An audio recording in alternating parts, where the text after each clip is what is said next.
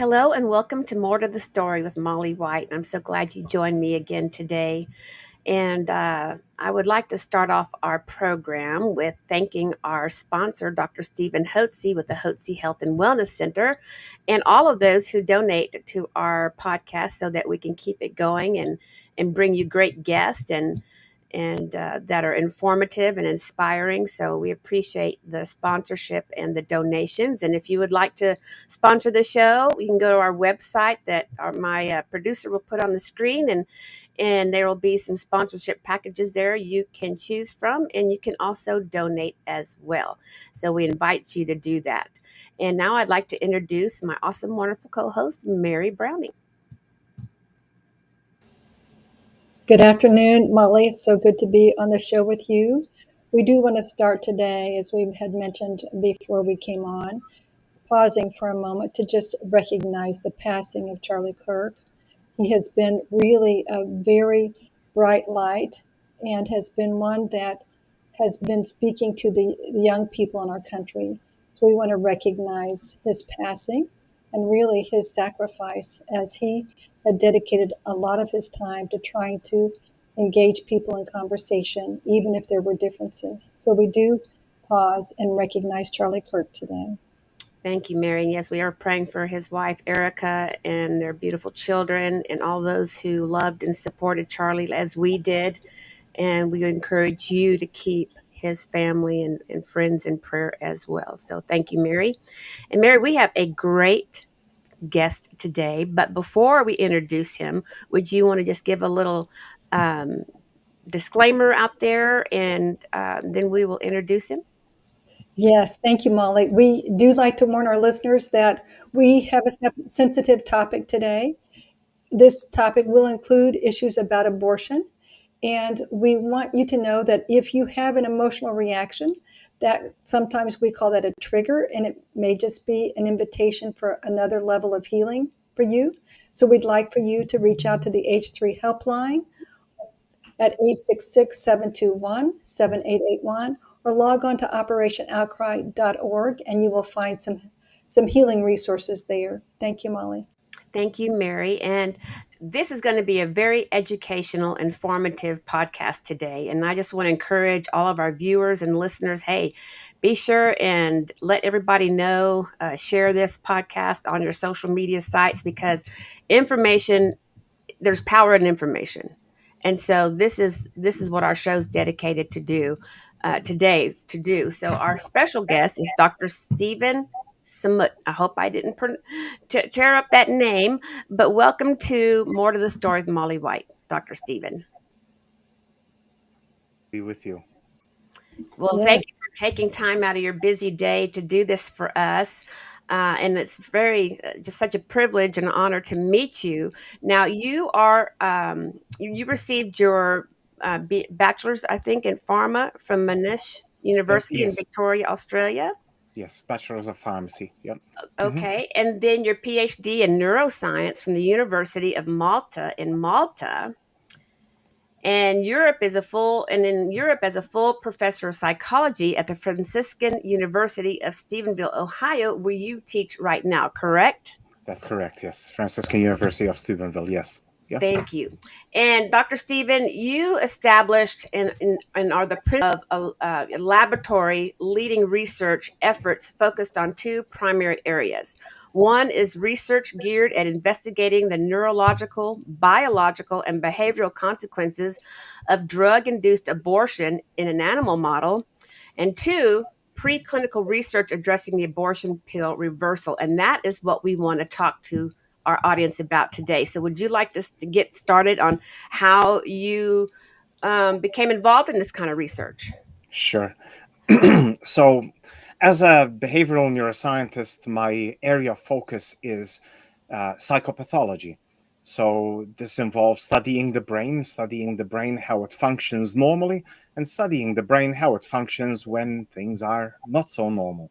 So, as a result, my work has involved investigating Parkinson's disease, schizophrenia, drug abuse, anxiety, depression. This is work that I've done, and the reason, as you're looking at that, at all of those all of those disorders that I mentioned, people may think, well, gosh, those are so different from each other. But there is an aspect that is that is very similar in all of them, and that is what's going wrong.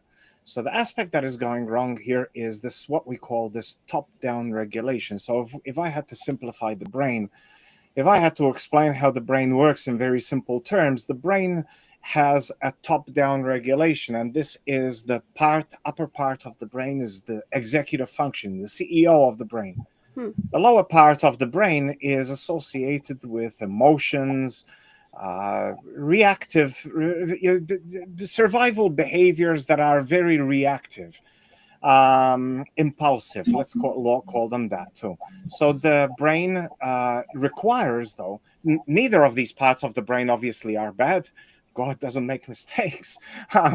Neither of these parts of the brain are bad, but the upper part of the brain needs to be regulating the lower part of the brain, because if the lower part of the brain takes control, so let's call that the kind of the emotional part of the brain, then the emotions are running the show rather than logic and reason. Mhm. So when in all psychiatric disorders, the aspect that is key that goes wrong is this regulation, this top-down regulation. The CEO stops controlling appropriately the lower part of the brain. So Hmm. that's my background. That's kind of what set the foundation in terms of what then I came to do in regards to abortion. So in that regard specifically, uh, when you're a scientist, you look around you, you look at the questions that remain unanswered, and you think, well, can I answer them in some way, or can I investigate them in some way?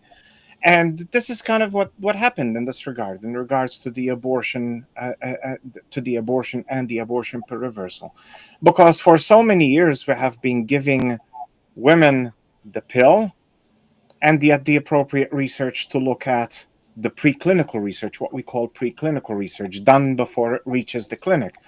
That kind of research investigating what the potential consequences on the woman are had not really been done. The research that we have is all clinical research, and I'm not saying that that's bad, don't get me wrong, but the problem with that, if you want to call it that, because it's not really a problem, but people can easily accuse or bring up the fact and say, well, you know what, this is biased data because, for example, you're a Christian, so this is what you believe, and of course you're going to say that abortion is wrong.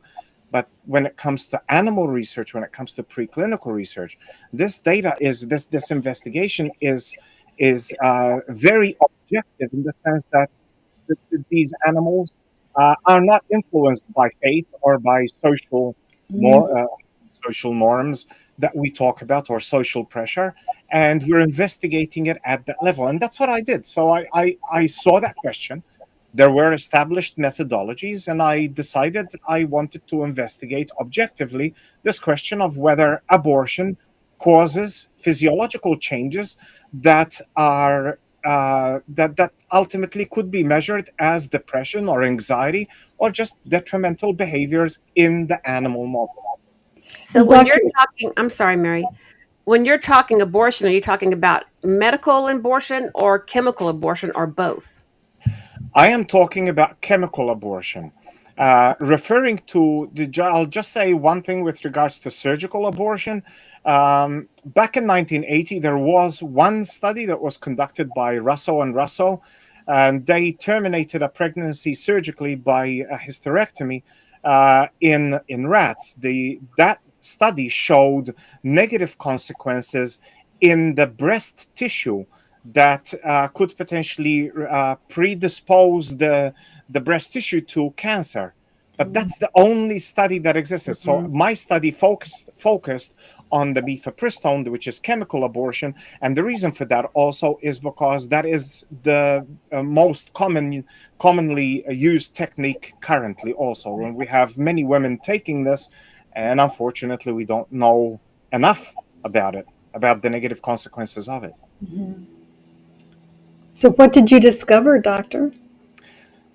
Okay, so the way I guess if it's okay, before coming to what I discovered, I just want to explain how this experiment was set up, because there are legitimate questions, concerns that people may come up with. Yeah. And key aspects in this were, I needed my groups that I set up needed to be such that I can look at the effect of the abortion, I can look at the effect of the drug alone, I can look at the effect of pregnancy, and then I can look at just the normal animal. Now, in my case, I use rats. So this is the preclinical model that I utilize. The rats have been used for many years. There are established methodologies for measuring various psychiatric issues, such as, for example, depression, anxiety. All of these things have been previously established by others, and what I did was bring together. I had the question in mind, and then I sought to look for what kinds of methodologies will answer the question that I'm addressing. Now, in humans, we see significant depression. We see even suicidal behavior sometimes. So that was the aspect that I focused on, because my background had trained me in terms of measuring depression in animals. Mhm. Like I said, these are established methodologies. So, in short, very briefly, to summarize the study before we go into any further detail, Mhm. the results showed depression-like behaviors and anxiety-like behaviors in the rats that had the abortion. These behaviors were not visible in the rats that had the mifepristone, which is the RU486, the drug that is utilized to induce abortion. The negative behaviors were not observed in the rats that had that drug and were not pregnant. Mm. So we observed depression-like behavior, we observed anxiety-like behaviors, we observed physiological changes that were long-term that still need further investigation, and we also observed significant differences in the rats that were pregnant and kept their pregnancy versus the abortion group in terms of fertility. That aspect was really interesting. I kind of have to be careful how I explain it, in the sense that Mhm. um, the rats that we're talking here, remember that both the rats that received the abortion pill and the rats that were pregnant and gave birth, both were pregnant. So these changes in fertility that we observed were different. Were basically very specific to the abortion group relative to the group that actually gave birth. Another aspect that came out that is also very interesting is that the depression-like behavior, and the depression-like behavior was the one that we measured, was not visible in rats that naturally miscarried. And if you wish, I can expand on that aspect uh, if you wish. Well, that's very interesting, and for me, it's just common sense, you know, that the rats that were pregnant and given the mifepristone and their babies aborted would experience depression and anxiety, like any human did and would. But it's not always common sense to a lot of people. They don't understand that, and that's the importance of this research. Is this information needs to be studied and it needs to be uh, released, and women need to be informed about it, and they're not. And so it's very important work. And then the rats that gave birth naturally were healthier and happier and more well adjusted. And then you said you researched on rats that you gave the drug to and weren't pregnant, or the rats that naturally miscarried. Their behavior was all different than the rats who aborted through mifepristone. So that's very revealing, and for I, me, understandable. I want to just emphasize an aspect. A lot of people, when we talk about anxiety and depression, there are a lot of people who will disconnect the psychological from the physiological. And even sometimes people who will, for example, over spiritualize, in the sense that they will say that the depression that they are going through is spiritually related. Now, I am not Mhm. denying that there could be a role of spirituality, and the obviously, most especially in humans. In the rats, obviously, that is not a factor at all. You can baptize these rats, and it's not going to make them any more Christian than they were before. But I just want to emphasize that when we talk about depression and anxiety, these behaviors have a physiological basis to them, and that physiological basis goes back to what I was addressing earlier in terms of this top-down dysregulation, the lack of appropriate communication that takes place between the upper brain and the lower brain. And if that becomes disordered, then you are going to start seeing the depression and the anxiety. In humans, obviously, especially when you bring in spirituality, yes, there is going to be that aspect that comes in also, and that needs to be taken into consideration. But as there's a book on the discernment of spirits, and the priest that speaks about this addresses the fact that if you do not address non-spiritual desolation, such as depression and anxiety, the step to spiritual desolation then becomes significantly smaller. And this is what I wanted to emphasize, because a lot of people will immediately say, oh, I'm going through a depression, so this is spiritual. I am not denying that potential in humans. However, the physiological aspect must also be understood and taken care of first.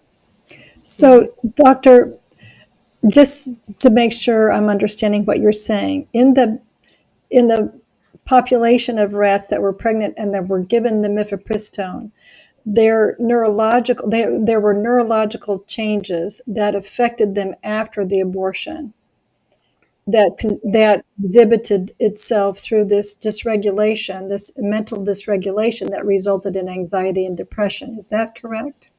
Okay, so I have not as yet done the investigation at the level of the neuron.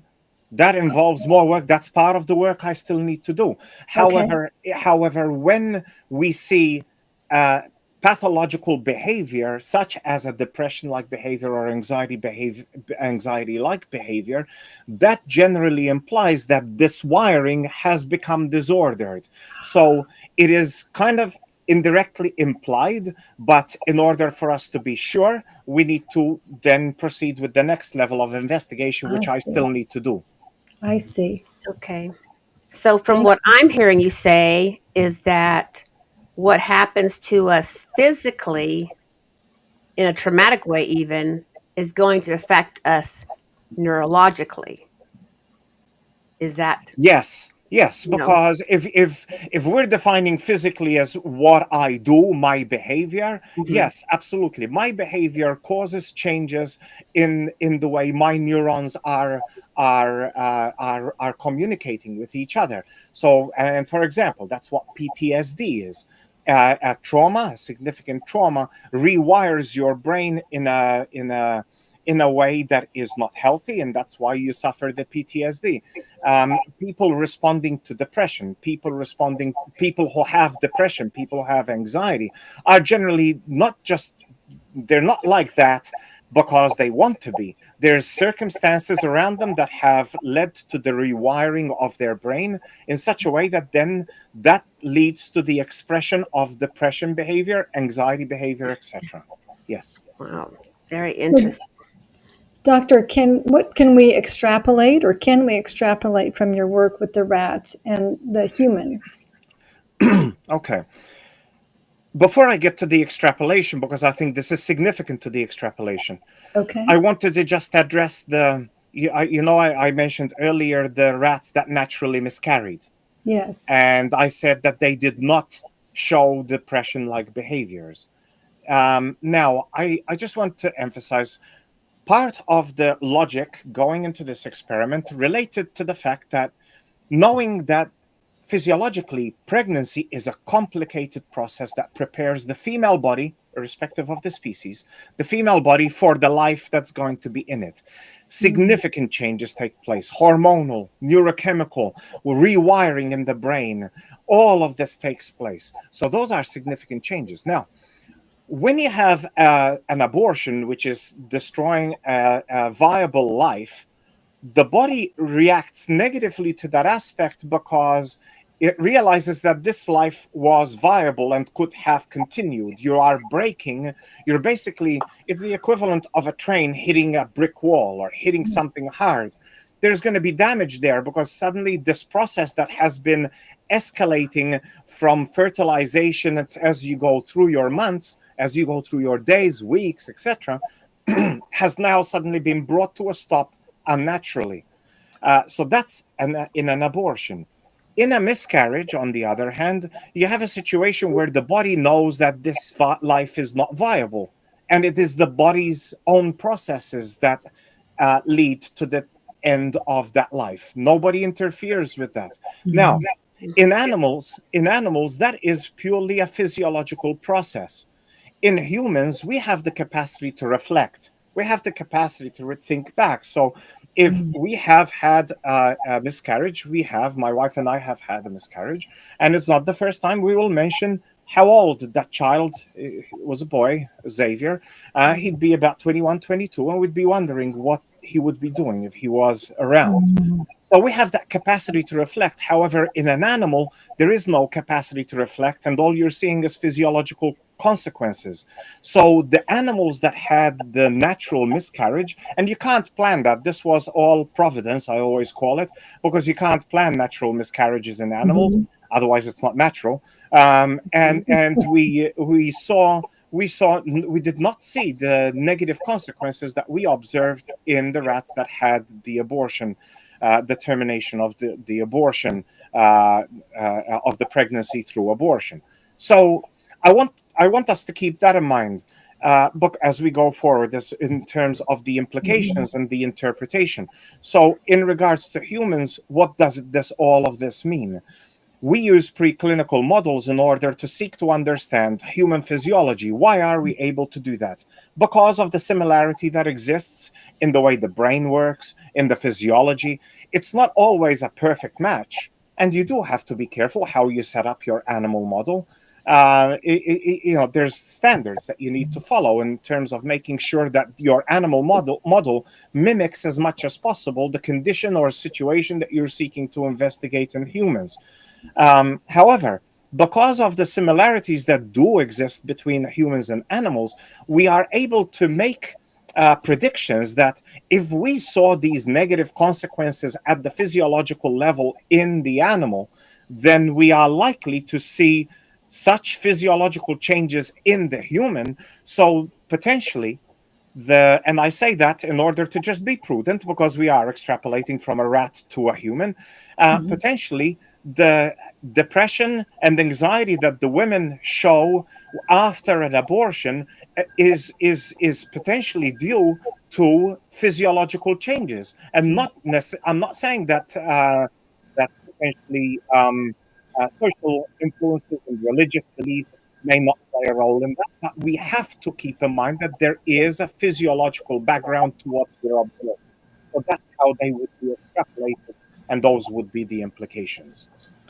uh-huh, Well, for me, when you say that about, you know, humans having an abortion, how it's going to affect us chemically, biologically, and just kind of brings to my mind that some researchers say that there's some women who don't either regret or have not been emotionally or physically um, challenged or distraught about their abortion experience.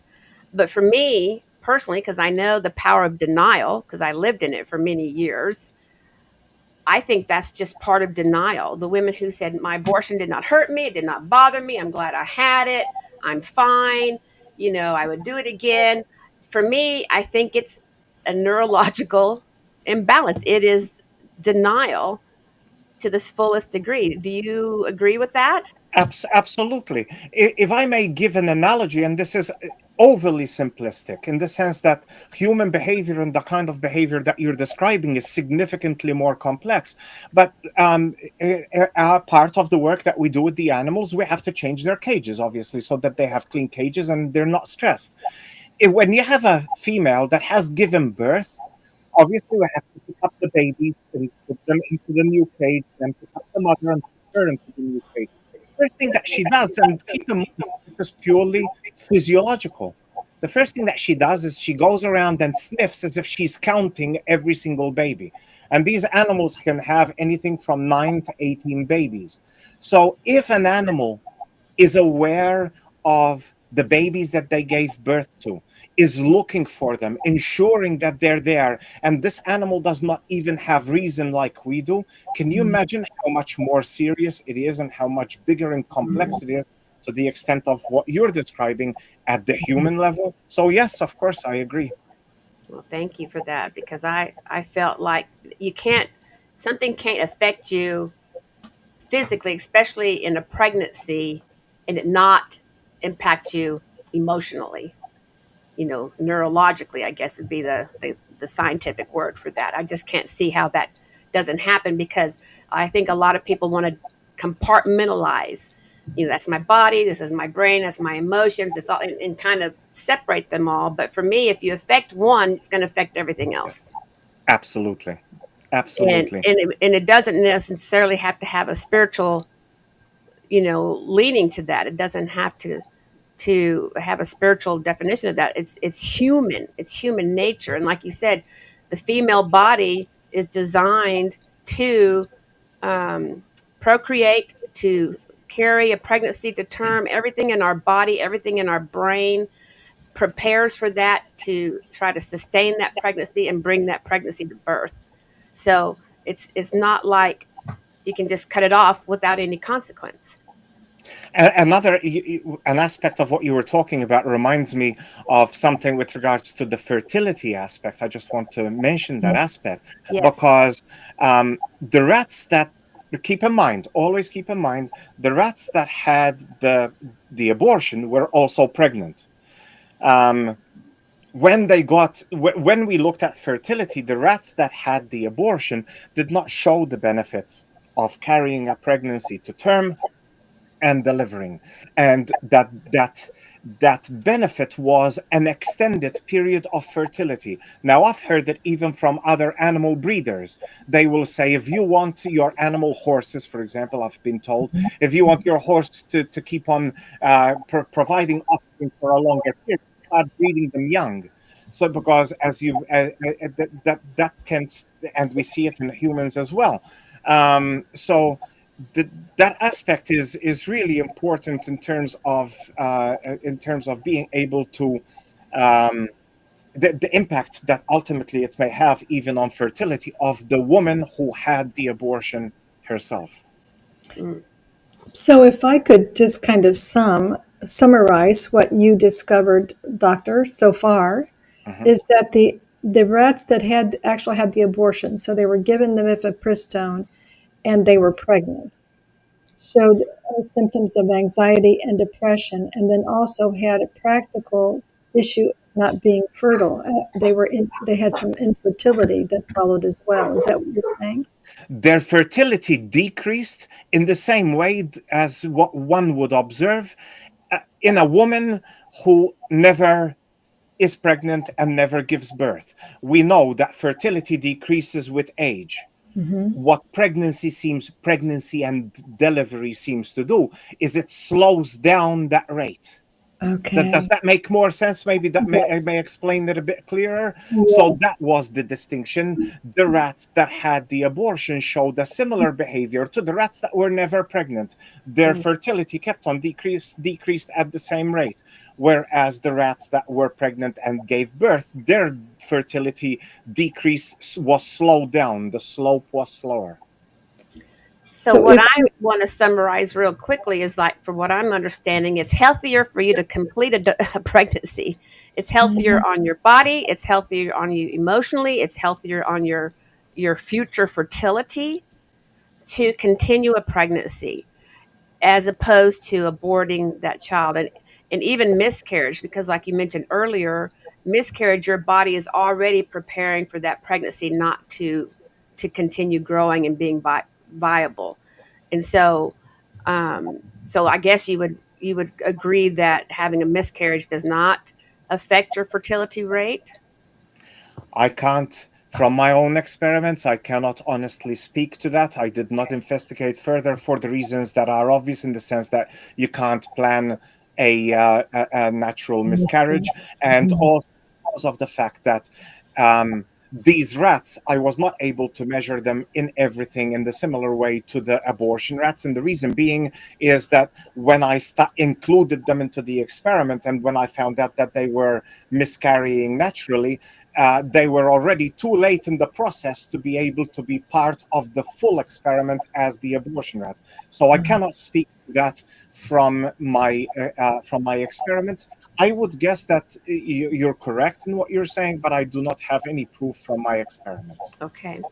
And to we just have a couple minutes left now, but I did want to touch in on, I mean, I know, Mary, I'm going to let you ask that question, but we want to be sure and talk about abortion reversal. But go ahead, Mary.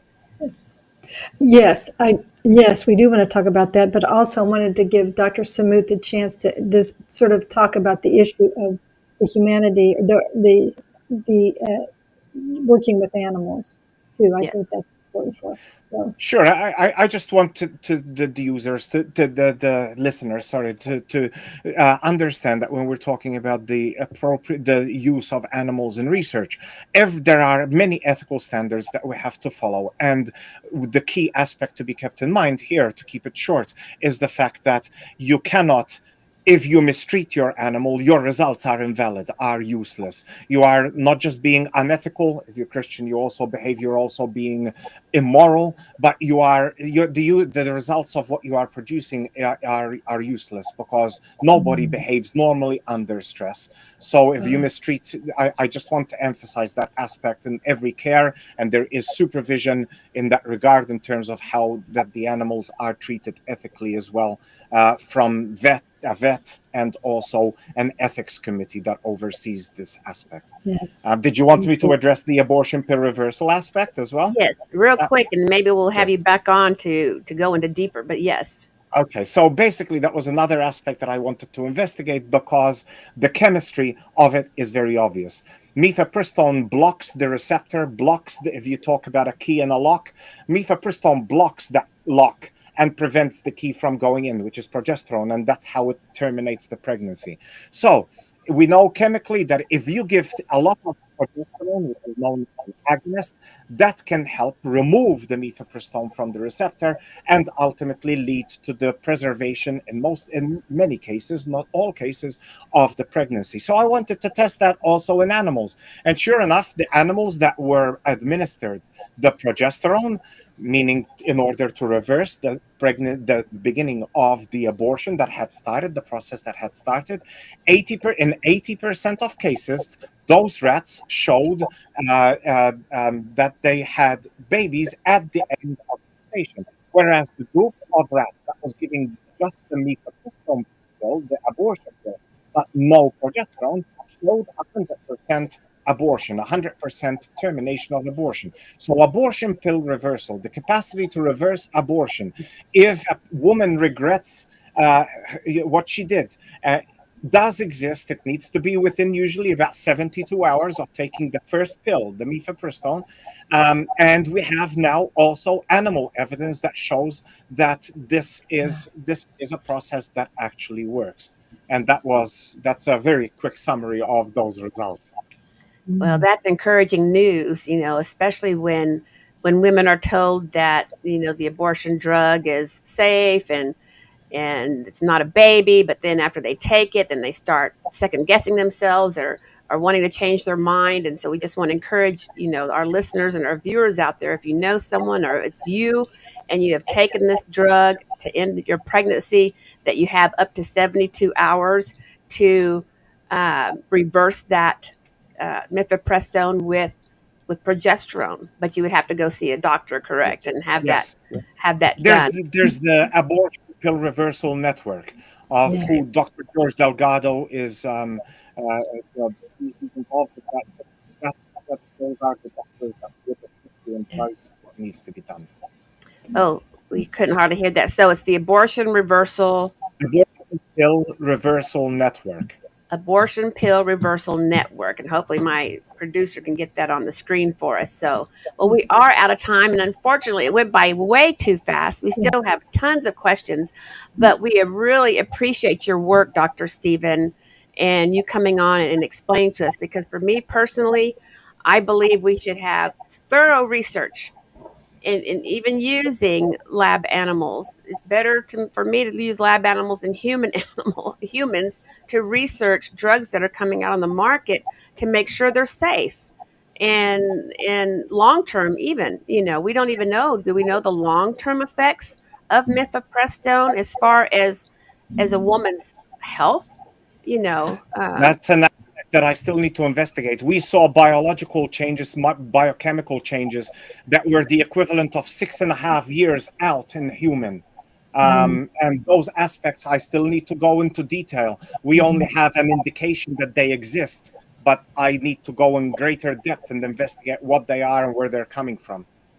Well, we certainly support that research, and I think we talked about on earlier before we came on about how people can contribute to your research, and I think our producer has some information there on our screen that you can go to if you want to help fund and support his research on that. And we look forward to your continued research and having you back on with what you're finding, because it's for us, it's all about protecting women, protecting children, saving lives, and defending motherhood, really. And then, Yes. of course, if you've had an abortion in your past, Mary has mentioned it earlier.